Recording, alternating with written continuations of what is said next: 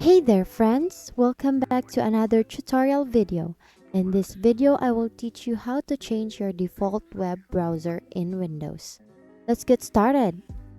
Step 1 is to click on the Windows Start menu and go to Settings.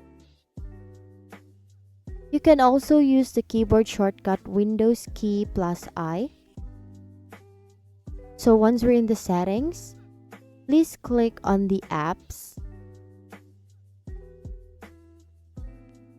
and then select Default Apps from the left sidebar.